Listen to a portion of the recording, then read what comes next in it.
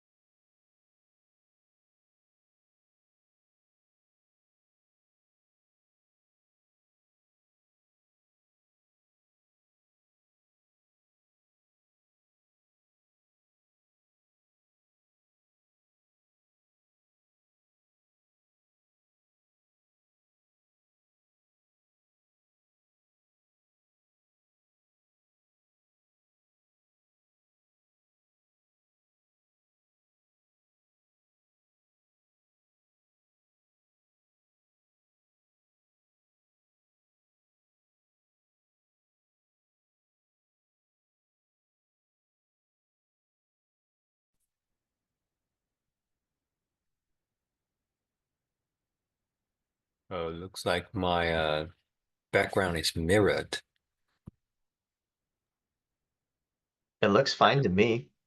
Looks fine to you? Oh, okay. Yeah, mine is. Yeah, it's fine. Yeah, for some reason they do this to us, mirroring. Hello, everyone. 3 minutes before we start officially to give people time to join and to hold on to our original promise of a 10 a.m. start.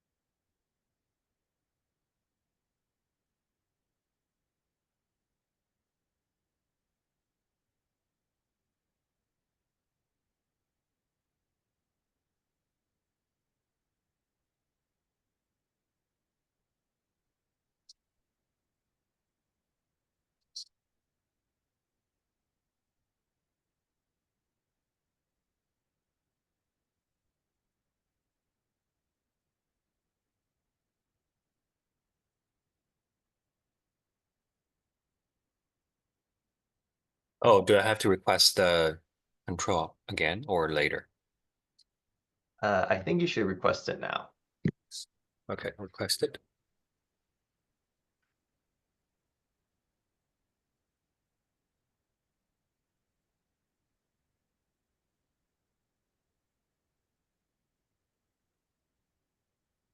While we're waiting, this has felt like a very long month. For a short month, February feels very long. Wow, Or it's maybe, almost March. Time yeah. flies. Or maybe it's just the circumstances surrounding it. So much happening all at once. Yeah, It does feel like that. I'm excited. I am. I got so many things to read. DeepSeek is gonna release its day 5, but I haven't done reading day 2. Day 5. Yeah. Didn't they just release V3? I mean, I guess that's December. Yeah, that's December. They're releasing a bunch of open source project that people can directly use in their stack. Exciting. Yeah. Oh, I have to read that too. All right. It is 10 a.m. Hello, everyone. Welcome to our webinar. This is a webinar hosted by GMI Cloud and Ginger. It is called Accelerate AI Innovation and Amplify Growth. My name is Colin Mo. I am the host today. I am head of content at GMI Cloud. Joining me will be my coworker, Eugene Chen, who is VP of Engineering at GMI Cloud, and Amnon Mishor, who is CTO of Ginger. The topics we prepared for you today will be innovation, a little focus on the basics, but they're always worth revisiting and refining. Following that, Eugene will cover technical foundations and insights and tips to help startups get off the ground. Afterwards, Amnon will cover financial strategies to help startups and AI projects with limited budgets eke out every single bit of efficiency. There will be a 15-minute Q&A after our presentation where you can ask questions and we will do our best to answer, but there's also a Q&A box in the Zoom for you to drop questions as needed. Without further ado, I will get started with innovation. So let me start with a story, and this is a story we've heard many times at GMI Cloud, which is AI projects come in and we take a look at them and we see how they lost their way. A recent one was a startup project who is trying to build a little tool for personalized learning. And the first thing we noticed is that they lost their way. They lost their focus.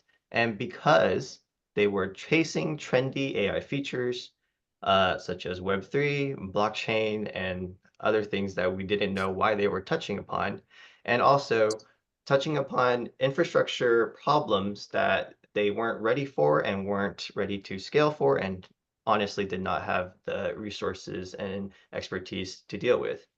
As a result, the result was always the same for each one we've seen, which is this drained resources and time, and morale was lost on the team, and they lost their focus and momentum. This cost them several months of budget and reduced their time to market, and ultimately they had to take a lot of time and resources to course correct. So what happened? They weren't laser focused on their vision, what they wanted to do, what their core competency was, and what their immediate value proposition was. We often have to help projects revisit, like, where are they trying to make innovation? Where are they trying to make an impact?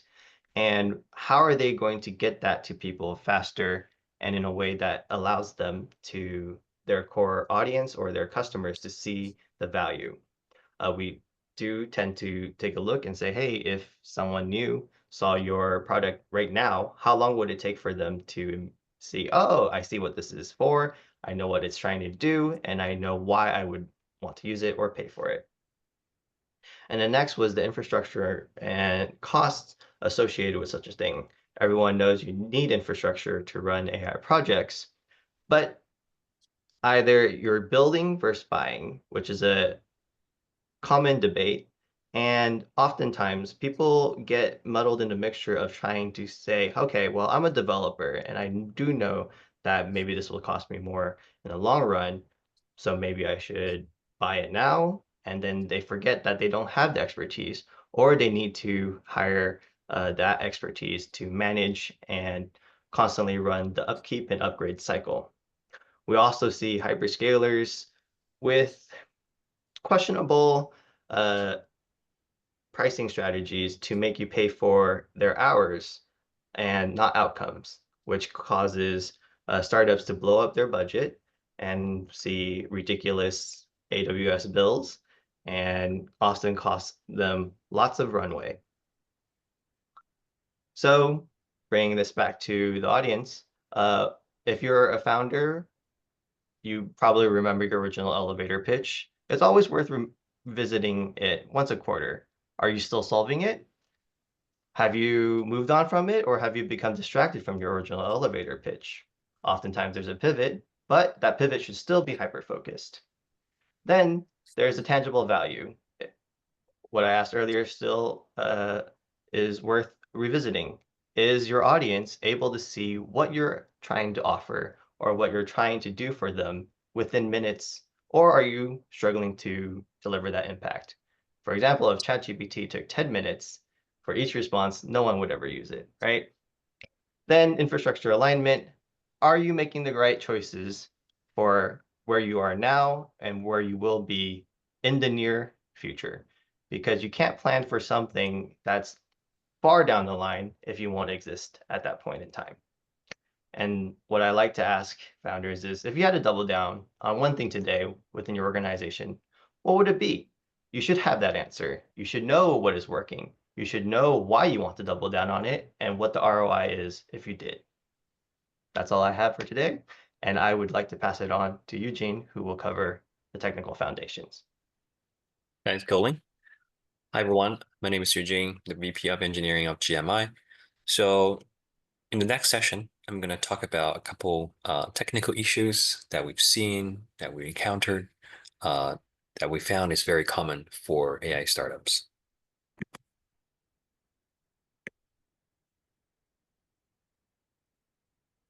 So the first thing I'm going to talk about is the more data equals smart AI fallacy. It's a very common misconception of the more data you got, you're automatically guaranteeing a smarter AI. I think everyone is aware of the word scaling law, and it is true in some way. And the latest AI models will require a lot of data to train, but we need to make sure that our data is clean and high accuracy. So the first thing people usually make mistake is they choose quantity over quality, which is false. Um, there are a lot of situations where you can find a lot of what we consider as free data set on the internet from somewhere else, from some unknown third party that can then claim to you that they have a proprietary data set that's really great. And people tend to just get those data sets or just crawl the way out and try to crawl everything from their target domain. But those kind of massive unstructured data set doesn't equal to a better AI. And your engineers will spend tons of time just to cleaning them. And sometimes it's just a pure waste of effort. Second, we want to try to avoid the what we call a buffet syndrome. So we need to carefully pick the data set that's actually relevant to the task rather than throwing everything into your training job. Um, we know the internet is already contaminated by AI after 2 years into what we consider as the era of LLMs. So the data curation is more important than ever before because if you don't pay attention to it, next time people ask your model like what it is and who built it, It will probably just answer its OpenAI. The third thing is as the technology progress, especially with the emergence of reinforcement learning, I think people also need to think about what are the better alternative. For example, in order to avoid copyright laundering, do we really need that kind of domain specific data, or should we try to build them ourselves? Or if we move one step forward, should we consider other training alternatives like using reinforcement learning, where you can just build a sandbox and pick a right reward model? So it might actually work better than a um, data set that has a lot of copyright loopholes. The second thing I'm going to talk about is about the benchmark hustle problem. So Um, on these days, one of the easiest way to evaluate the model performance is just through some kind of a benchmark, for example, Glue or Chatbot Arena. But we need to make sure that the benchmark can actually reflect the model's ability to answer the question we want to ask. We want to answer. For example, if people pick Arena, it's just more of evaluating model's capability when it comes to talking or discussion with people. But we know one thing we realize is when a lot of people is training agent, where the main focus is actually for it's to do function calls, to handle daily tasks, Arena or Glue score doesn't really mean much. So if people keep chasing on those famous benchmark, uh, it will fail inevitably. So picking the right benchmark is probably the most important when you start training your AI stack. Um, Another thing is we also need to be aware of this overfitting risk. Like I said, the internet right now is contaminated by all these AI generated content and all these leaked content as well.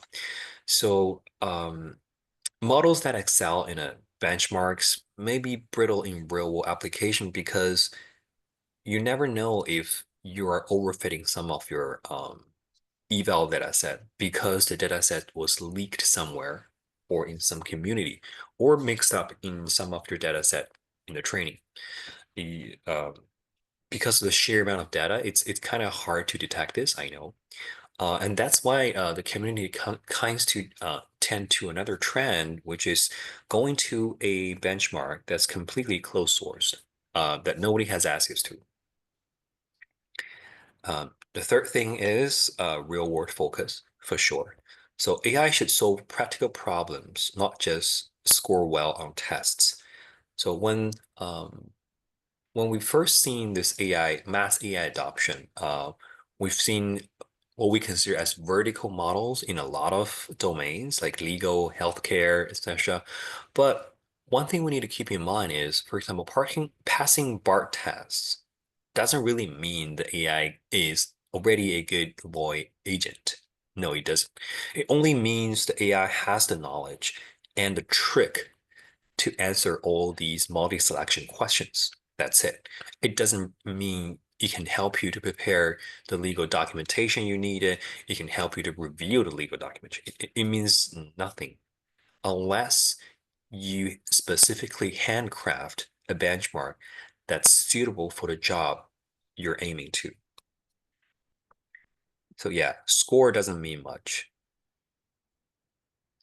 We've seen startups spend a tremendous amount of effort on this thing, and in the end, just figure, oh, our benchmark doesn't really reflect the capability. So better think about it before diving in. The third thing I want to talk about is what we call a ethical debt accumulation. This is relatively less popular, I would say, compared to the two previous topic because as a startup, people usually tend to pay very low attention on ethical debt. But want to mention it here because it has a long-term risk on your future business. Because cutting corners on data ethics can just create business vulnerability. I think people have heard a lot of those kind of scandals or PR disaster for either large corporations or mid-sized corporation in Gen AI domain. Um, and another word that we talked very often is GDPR, because if you don't pay attention to regulatory compliances and if you want to do your business in an area that actually has those things, you could be fined very severely. The third thing is there will be a reputational damage if the model you pushed online or release your product released um, actually gives you an evidence that you are touching something that's not ethical, or uh, you have something that's not very compliant. For example, exposing somebody's real identity, or just telling the user that this model wasn't built for you or something else. So those cut corners in the steps could eventually just outfire on yourself. So what we recommend startup to do is spend a reasonable amount of time and effort onto some proactive measures. For example, try to address all the bias or the consent in your data set and be an ethical AI from the very start. Also in this process, I think explainability is very important. You also need to have the observability to your model as well in the early days. It doesn't really cost much, but still we need to pay attention to this. Now, let's take a step back and just give yourself a moment to think about, are you falling into these AI pitfalls? Uh, are you trying to drink from a water hole, scanning all the data set available? Are you setting the right benchmark that would help you succeed rather than just give you an illusion that your model is really good? And are you accumulating any ethical debt in the process? So innovation isn't just about speed. It's about making smart, ethical, and sustainable choices from the very start. With that said, I'll pass the torch to Amnon. Amnon, the floor is yours. Thank you. Thank you very much, Colin and Eugene. That was fascinating. My name is Emma Mishor. I'm CTO for Ginger, and I'll talk now on the financial aspect of growing your AI startup and the things you need to think about. And as a start, I want to highlight two major things that are happening in the industry right now. And I'm speaking from a personal perspective. I myself been founding and growing startups almost for the last 20 years.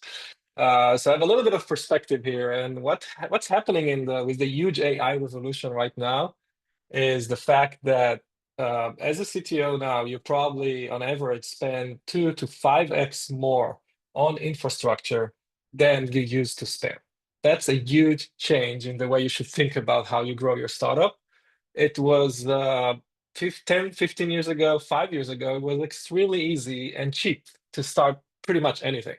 Uh, Storage is very cheap, compute is was very cheap, but that's not the case anymore if you are an AI startup.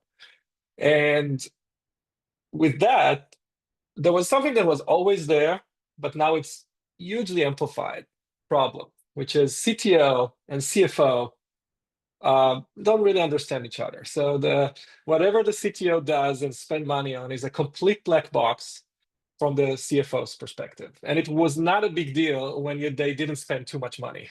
But now when 30, 40, sometimes 50% of the revenue or the total cash is going into AI infrastructure for those AI startups, suddenly the CFO being blind becomes a really big problem. and they can't really do their job, which is effectively going back to the board, going back to the company and say, this is how much cash, how much runway we have. And they can't really put the controls and the compliance that they put on, for example, the sales team and the go-to-market team when they build a model and help them to decide how, where should we spend money and where we should not. Now, with that, let me tell you maybe a little story. Again, from a personal perspective, I was brought by a board of Series B company that was growing very fast, getting to the 20 million ARR mark. And they started to slow down. And that's the point where the board started to ask themselves, hey, we're going to run out of money. What's going on? Where are we spending all this money? And then they realized that 30% of the revenue is actually spent on this black box. All of this big IT infrastructure, AI infrastructure, they had no idea what's going on. So I helped them to kind of observe what's going on and give them some insight. So, and the first thing that occurred to me immediately, and it was that the fact that all of the technology leaders in the company then didn't have any seat at the table. And we're saying at which table? I'm talking about the board table, the management table. They was just doing their own thing with the general message of grow at all costs, innovate, we're amazing, we're great, we're the smartest people in the world, we can build whatever we want.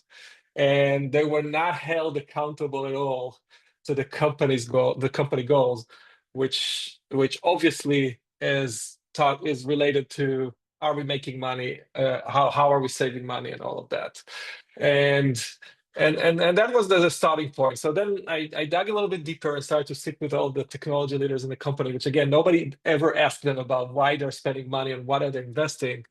And it was pretty obvious that so there were pretty obvious stuff that we could do that actually helped them to save. I'm not making it up, 90% of the budget. So they were throwing millions of dollars a year, and you could easily, it was pretty easy to cut 90% of them without really impacting the company's business. And a few things that are very common and were specifically happening in this case. So first and foremost, they had 5 core models that they've spent tons of money first to buy very expensive data to train these models, secondly to just train these models, then inference. We could easily switch 4 of them into a foundational model that was by far cheaper. And so they didn't need to build their own models in most cases. Only one was really the core innovative thing, which Colin talked about. They should have picked only one thing that they really want to innovate on. The second piece is that these were people like me. They've been around. They used to buy everything from AWS. They never thought that you could get anything from anyone else. So they needed some GPU capacity, and they just bought it from the hyperscaler, in this case AWS. Turned out that it was extremely expensive, much more expensive than they should have spent for the same GPU capacity and setup. And they switched, and they first time in their life, they bought something from someone else, which is not AWS on the IT infrastructure. One of the what we call neo clouds like GMI, and they could save 50% of their bill easily just by switching the vendor in this case, and changing the cloud strategy. And then the last thing is what obviously every company needs to do. They had a seat at the table every week. They had to explain why they're spending money and what they're spending, and put all the audits and all the kind of the monitors in place to make sure that they are aligned with the budget that the company can afford itself to innovate and build stuff. So that's all about the spend. But now I want to dedicate most of the time and the focus on a topic that is probably overlooked by most startups, which especially if you're more on the technical side, the CTOs of the world, which is the cash flow problem. And here, the classic example is Jeff Bezos and Amazon. Obviously, one of the best companies ever created. And Jeff Bezos was very famous and always, growing at all costs. They were losing money for a long time until they became profitable. And they were pretty efficient too. Jeff Bezos is very famous for being always putting the money when he really needs to. But still, Amazon wouldn't exist today. They were very close to actually bankruptcy, to actually going out of cash. And there's a story like that pretty much for every big company that was very successful. And there's a lot of stories of companies that actually ran out of cash. Really good companies that could be really big, really successful. They were growing nicely. They didn't spend too much, but they didn't manage their cash flow well enough. They got into a cash crunch and they didn't have the right luck to bring the right investor or the right debt at the right time. And therefore, managing cash, the cliche of cash is a king for startups is extremely, extremely important. So any cushion you can get on cash side is critical. And I, again, will speak from a personal perspective. Um, I've been in those cash crunches many times with my startups, and it's extremely, it's extremely destructive to shift your focus on how the hell am I going to pay my sellers next month from how am I selling better or build a better product. So it's very, very disruptive to everything you do. And also what I realized is that I was always too late in looking for money resources, for cash resources outside. You better get extra cash when you can, when you're in a good position, you get the best terms, the best lenders, the best investors, than when you're with your back against the wall. So taking care of cash is extremely important. And let me talk a little bit about how on the house side. So what are the tools and what should you be mindful to actually make better decisions on cash and extend your cash runway and basically increase significantly the chances that your startup will make it to the next level. So there are two sides of it. And sorry for the academic course for the maybe the technical people in the house here is what you pay, what you spend. It's not just about how much you spend, it's about when are you going to pay the payments. And one very, very typical thing that again is being amplified in the AI era is the fact that your IT spend and your tech spend is not smooth. Like you have a lot of huge spikes. And think about the CFO that just been in a board meeting and told that the board that they have 3 months of runway until they really need cash. And boom, the CTO surprise was a $1.2 million bill from Amazon or from Google that was not expected. And then suddenly, oh, we actually have only 1 month of runway. This is devastating. So in the chart, you can see that if you've just been able to have a cushion and make sure that those spikes don't happen, then you can actually save that easily, and you can do that by using, for example, financing options that allows you to always delay the cash spend further if one of these spikes happen, and then you have a very continuous and predictable, most important thing, predictable spend over time. And the second piece is that trying to find those contracts that allow you to pay over time. Now, that contradicts the idea of saving spend because many vendors will come in and say, hey, if you pay me upfront, you can save 40 or 50% of your contract. And here what you can do is actually take the 40, 50% discount, but then use a financing solution that allows you at the back end break the payments into 12 months. And because you're buying something very valuable, the lenders out there, like Ginger, will give you really, really good terms because you're buying something that is very valuable and you can secure your kind of your loan against it. And the chart here shows that after 6 months of spend, there is extra $2 million every single month that you can push and extend. And every company can translate it to how many months it buys them until they really need to raise the next round or the next step. So that's the payable side. Now let's talk about something even bigger. If you're a company that already live on your own revenue and not just on raising money, which is the receivable side. And cash crunch is typical pretty much everywhere. So your clients are putting huge pressure on you probably to get payment terms, to pay you later, pay net 30, net 90, pay on a monthly basis. But the way your cost structure works is that you're probably spending a lot of the money upfront already. So that puts you in a really, really difficult position, again, from pure cash perspective. And if you look at the chart here, you can see that the green bar shows, your true booked revenue. So the committed revenue, committed cash that you could get from your clients, but they are holding back because they have better payment terms from you because they negotiated. But the red zone will say what actually you will collect. If you, for example, have a mix of some payment terms, net 90. It's a very typical example I took from one of our clients. So basically over the year, which is what counts, you only collect 50% or less of the money you already have committed dollars to. And again, probably you're already spending tons of money. So by accelerating and advancing the cache, which is a solution that you can get in the market today, especially when you're selling AI and GPU capacities, AI application and stuff like that, you can already ensure that you're collecting at least 80% of your receivable in advance. Just see the difference between the purple zone and the red zone, and understand how much cash, $4, $5, $6 million, we're seeing it over and over again, that you can add to your basically cash flow for the year that you really care about. So that's really the kind of things that are being overlooked and are critical given the huge spend that companies now have around AI. And with that, I'll just summarize and say again, new world, new era.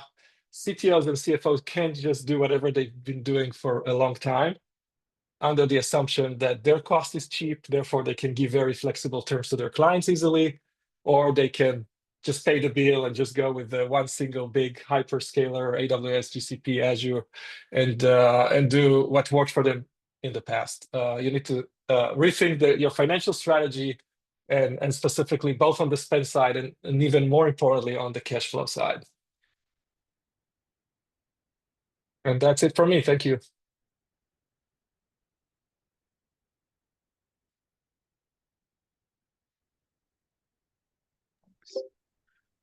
Thank you for Amnon and Eugene. And now we are going to open the floor to Q&A.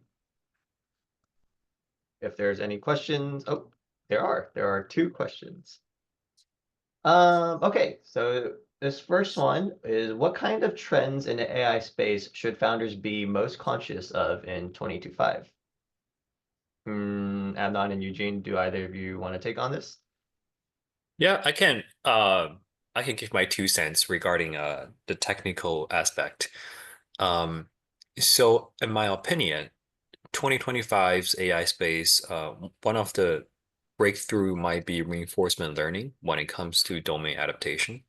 Um, when I say reinforcement learning, it means you can save up all these traditional SFT datasets. And if you can just tend to your production environment and try to make the agent work. I would say that's definitely one of the big thing we need to look. Another thing is video generations. I would say it's still trendy at this point. People might say 2024 is the year of video generation, but I would say 2024 is just the starting. We see a lot of booming applications and a lot of better models and tools for creators to use. So this video generation is definitely another things we need to take a look at. Amnon? Yeah, I'll add kind of the market and financial perspective here. Just like every time we had like a major breakthrough in technology and a huge hype, justified, not just a hype, it's like a true reason to throw tons of money and VC money into young companies that who knows if they will make it or not, and create also huge competition. Like there's basically on every aspect of business or consumer, you probably have 10 startups at least that got pretty well funding from VCs trying to chase after this use case and bring the AI benefits into it. So with so much money thrown into the market, probably next year, towards the end of the year, we will see a lot of companies running out of steam. Not because the AI is just a hype, it's just because usually that's what happens. Like 1 out of 10 will make it. So we'll see tons of roll-ups. We'll see companies trying to get together, companies getting into their end of cash and trying to figure out how to make it to the next level.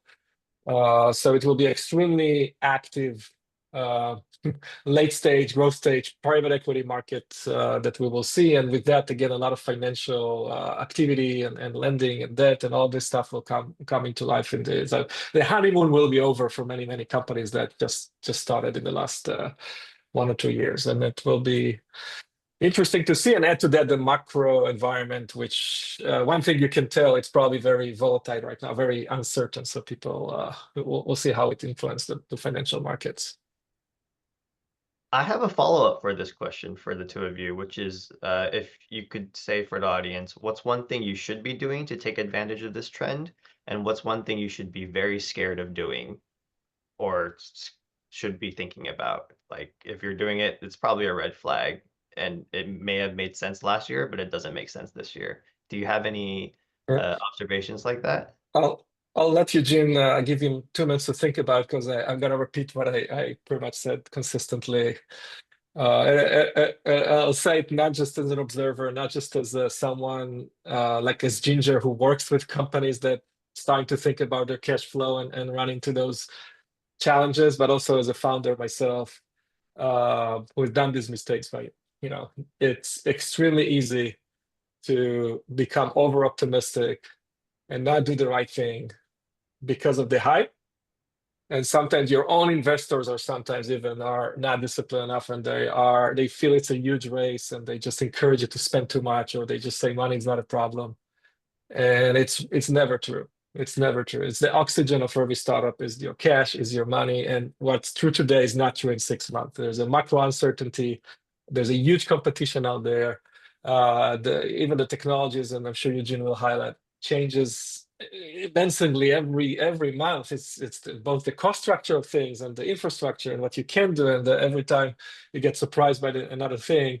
So just be a smart hedge fund manager that value the uncertainty as a big factor and be extremely cautious on all the stuff we discussed today, spend and cash flow in particular. Thank you, Amnon. Eugene, do you have an answer for what's something technical that people should be doing to take advantage of trends or should be scared of doing? And Yeah, that yeah, doesn't make sense. yeah. So one thing I would recommend is definitely try out the new tech, especially the new reasoning models through an APIs or try to host it by yourself. Um, and maybe try to keep their capability first before going back to the old fine-tuning or training way. Definitely to leverage this new reasoning regime, I would say. So what we figure out is a lot of existing jobs can now just be handled by those vanilla out-of-box models, versus previously a lot of jobs are still needing some fine-tuning in order to be able to do it.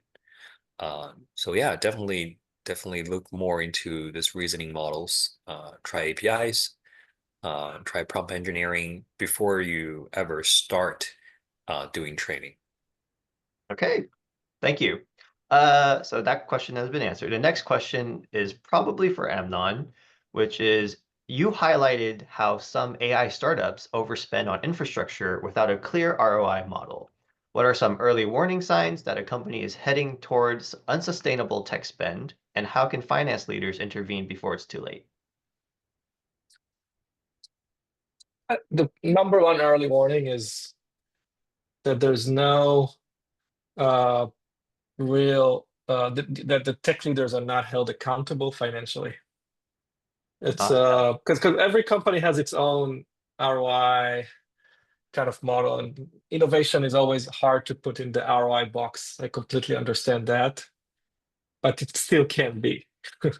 And if the tech leaders are not financially minded and they're not putting in under a clear budget. And I know the word budget sounds very weird to round eight companies that just raise money and there's just in a huge race to build stuff. But it's every company that doesn't manage the financial aspects of innovation, just the way they always do it from day one on the sales side. Like they think about sales comps tremendously, and it all gets into the financial metrics, and they manage it very, very carefully because they know how it scales and know how it works. But a company that doesn't do the same for the innovation side, this is a huge early warning because almost for sure it will go out of hand because the technologies will just be carried away with their optimism. There's always, as CTO of many years, there's always an extra thing that you need to do that you didn't anticipate. And the uncertainty is there, especially with the AI. So we'll always find yourself need more resources, time, money, people than what you anticipated to build a mature product. It's however, I'm always trying to hedge and I'm always over optimistic about how much I need to deliver something. And if you're not forced to a framework where you need to think why you're justifying, predict, forecast, do all the things that a CFO will do when they think of everything else, any other resource that they spend, it's a huge early warning that this company is not on the right track, probably. Okay, I like that answer, but I also have a different question, and this one's for Eugene, which is because Eugene's on the other side, which is very related, which is as a tech person, what are the best ways you can I'm sure you've encountered situations where you want to spend something and then the finance people come in and they're like, well, how is the spending going to work? So Eugene, do you have any advice or tips and tricks for the other CTOs or VPs of engineering on how you can better explain or justify or think about justifying certain spends so that you can better highlight, hey, this is actually needed. I'm not blowing, you know, I'm not trying to blow up the budget. This is needed. I'm not, doing all Yeah. this CapEx for something stupid. Well, that's a really good question. First, I want to say, let's just put it things in number.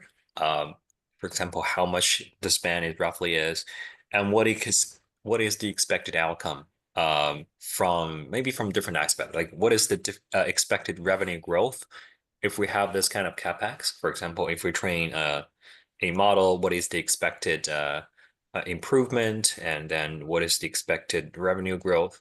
I will say, even from a technical standpoint, the tech person should have a rough number in mind about what it actually means to company's finance. Even you don't know the model, you can like ask somebody else for help for sure, but uh, we need to visualize what it looks like for the company rather than just chasing for a huge budget and say, oh, this is gonna work. I mean, that will not persuade anybody, and it's just not good for the team either. Yeah, Yeah, I that's will fair. add one thing. So yeah, I'll add one thing, which is CTOs don't do what Eugene just said, which is take the time to actually forecast how much it will cost. I will say you need to do even double.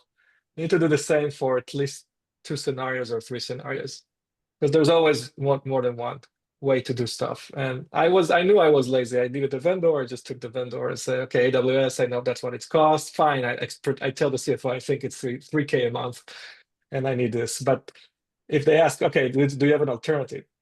Then I need to work pretty hard to think what is the alternative. And I think today, because again the spend is much bigger, this is really necessary. You need to be very truthful for yourself when you do this other scenario, that it's a viable scenario, just to make it up to make your preferred scenario look good.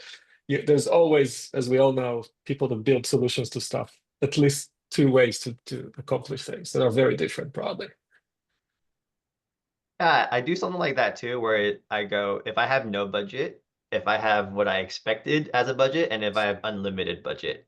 And then I present that to All right, the decision maker, and then they get to perfect. say, okay, here's what the expected outcome is for each. And they get to Yes. slide it. Oh, It yep. creates a really, really good discussion, both with the technologists, by the way, that they say, hey, we can reach this milestone, 80% of it much quicker, by the way, which is always a good choice for a startup. And then, of course, to the CFO as well. Sweet. Thank you for both. There's two more questions I see in the question pool. So the next one is, when evaluating tools and strategies for growth, how should we balance cost effectiveness with long-term scalability? Uh, I'll I'll jump in.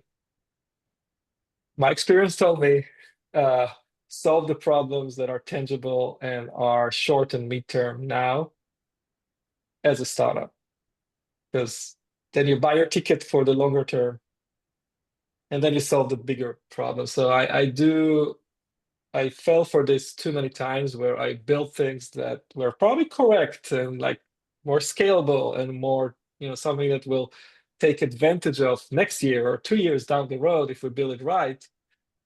And things are so dynamic and changes both the requirements are changing, what brings the money, what things change so much that usually every dollar you spend on something that will happen in a year or 2 years down the road is probably not optimized. Now, it's not always true. I want to be careful. These are kind of high level insights, but I think there's a bias for good engineers and good problem solvers to think a little bit too much ahead and a little bit overlook on details and the small things that they can optimize on what they are delivering right now. So that's kind of my 2 cents in this sense. Okay.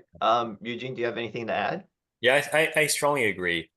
Um, so right now, I would say for a startup, we will only encourage people to focus on long-term scalability only in their mind or when they do the design. So the design need to leave room for long-term scalability for sure. We don't want to shutter it down for the future, but uh, the actual implementation should always be short or midterm. Means on a cost effectiveness side. Okay.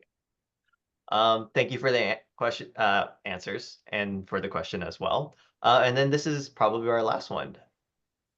Which channels are worth investing in and which channels were a waste in time? I'm not entirely sure what channels mean specifically here, but if that means anything specific to YouTube, I'm happy to give you guys the floor. I guess to maybe hyper focus the question, maybe for Eugene, it would be probably which channels regarding the technical channels such as infrastructure, application layer, model layer, stuff like that. And for Amnon, it might be channels such as how you want to the company to think about channels Financing of channels. Yeah. funds, Yeah. spending, and stuff like that. That might be the question. Hmm. Hopefully that's the question to whoever asked this.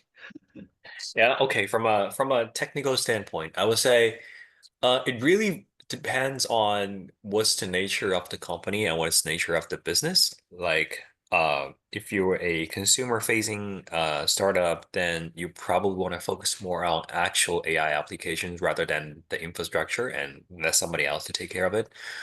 But if you are I don't know, to business rather than to consumers, then you probably need to pay more attention or effort to your own infrastructure because scalability or enterprise trustworthy is something you need to pay more attention to.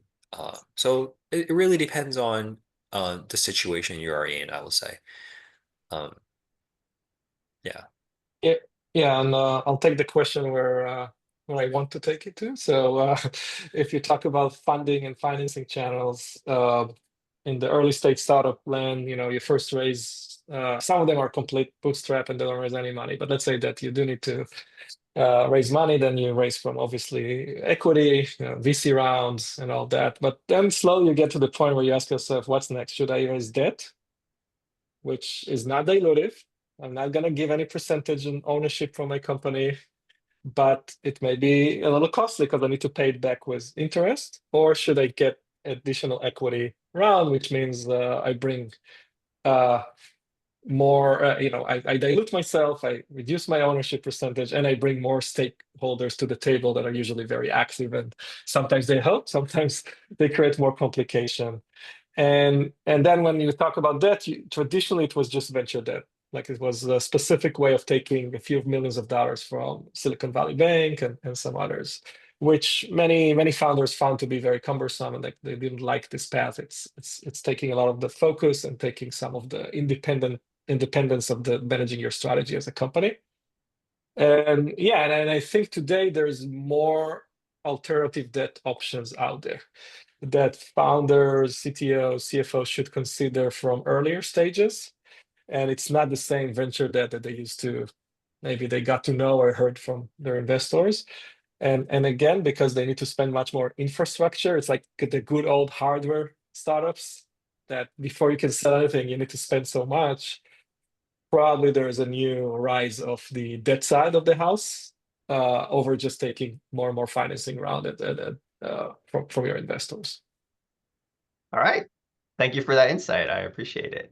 I believe that is our last question. If there are any more questions, you have a few more minutes to drop them in to the Q&A panel.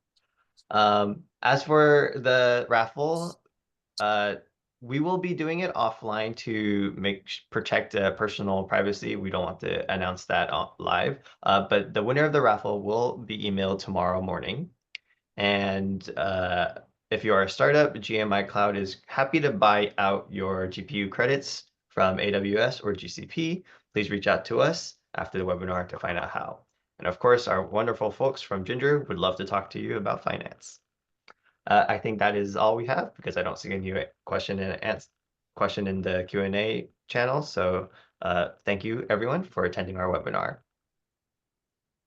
Thank you very much. Thank you.